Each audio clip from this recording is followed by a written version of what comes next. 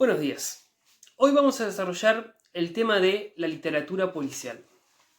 La literatura policial es un eje fundamental dentro de lo que son los estudios literarios y dentro de lo que es la historia de la literatura en general, porque básicamente lo que hace es, desde que se creó, desde sus inicios, es fundar, digamos, una forma de contar historias y un determinado estilo, digamos, narrativo, que incluso ha trascendido la literatura y que ha llegado a muchos ámbitos de la cultura y ¿por qué no?, de las artes en general.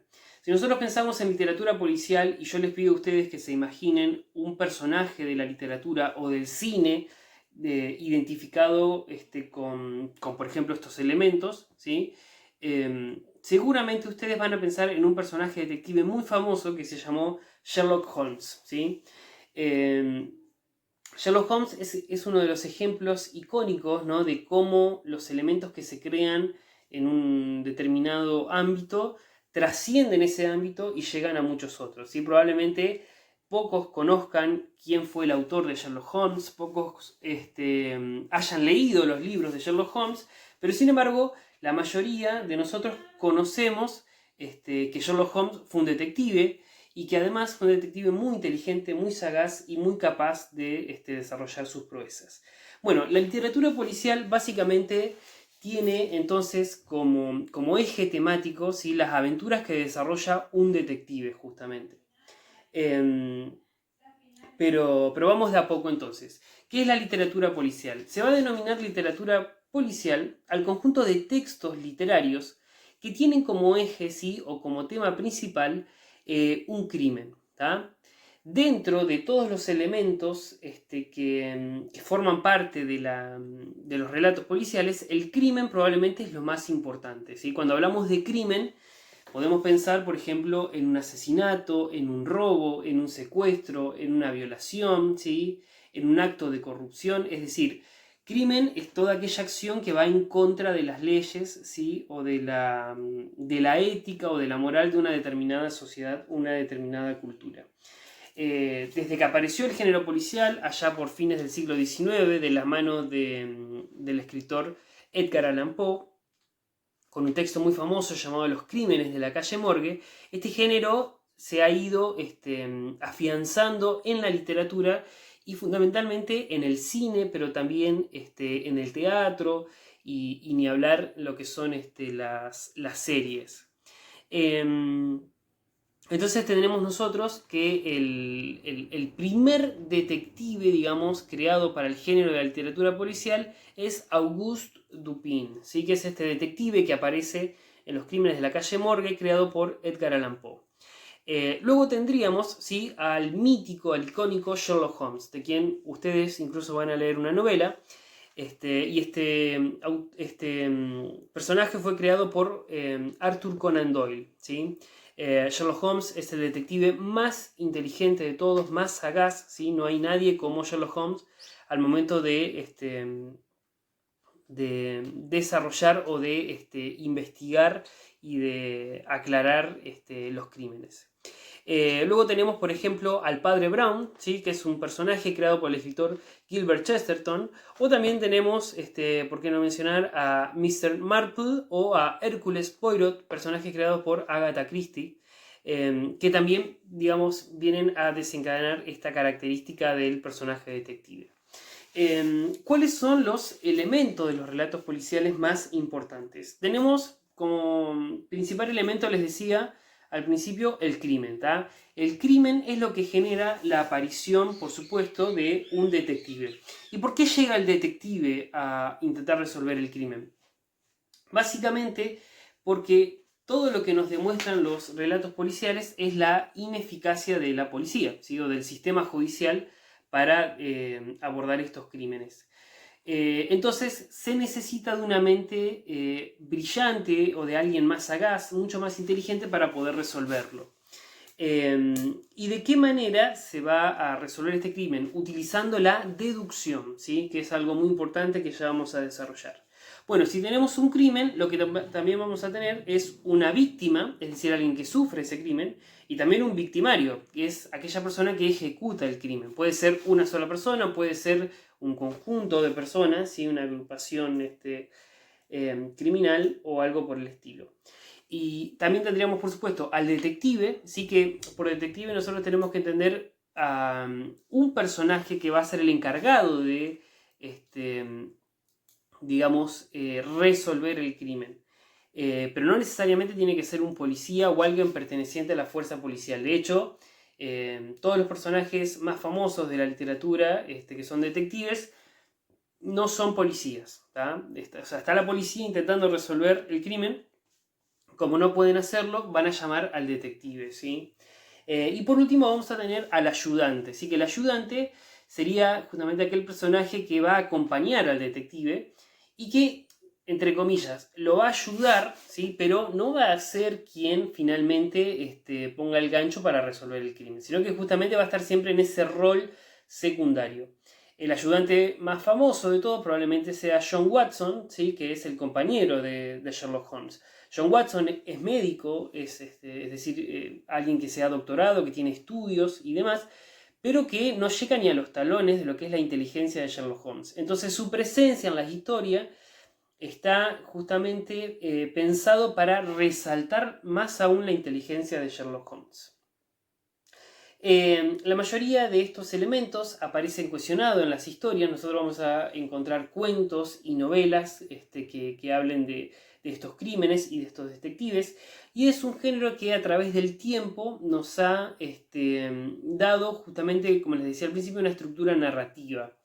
El género policial incluso ha afirmado, o mejor dicho, ha asentado las bases de un tipo de narración que tiene que ver con presentar un enigma y con resolverlo al final, ¿sí? Pensemos, por ejemplo, en una historia, ¿sí? En la que el detective resuelva el crimen de manera inmediata, perdería mucho sentido. En cambio, una historia como las que se presentan dentro del género policial, donde hay un crimen y este crimen se resuelve al final, ¿no es cierto?, nos da mucha más interés como lectores de poder desarrollar. Y ahí hay otra característica de los crímenes que se presentan en este tipo de historias. Los crímenes tienen que ser comúnmente enigmáticos, ¿sí? Por ejemplo, un robo o un asesinato que no deje pistas. Ustedes saben que la investigación se desarrolla a partir de pistas, a partir de pruebas, a partir de evidencias, y un criminal, digamos, que sea inteligente o que sea sagaz, va a tratar de dejar la menos cantidad de pistas posibles. Por eso ahí aparece otra característica de los relatos policiales. Comúnmente tratan de una especie de competencia intelectual entre el detective y el criminal, ¿no es cierto? Es una especie de lucha por ver quién es más inteligente. Mientras más pensado sea el plan criminal, digámoslo así, más difícil le va a resultar al detective, y el detective justamente lo toma como una especie de deporte, esto de poder resolver un enigma. ¿Está? Un robo donde, por ejemplo, pensemos una situación, un robo a un banco que tenga medidas de seguridad extrema y que no haya forma de entrar, y que sin embargo alguien logra quitar un contenido valioso dentro de unas cajas de seguridad. Eso va a suponer para el detective todo un desafío intelectual que, como decía, lo va a hacer por puro deporte o por hobby. Eso nos lleva también a pensar en el tema de la deducción, ¿sí? ¿Y qué es la deducción? La deducción es el método de pensamiento o de reflexión que utilizan los detectives para resolver estos enigmas, estos crímenes, ¿sí? Que parecieran no tener lógica.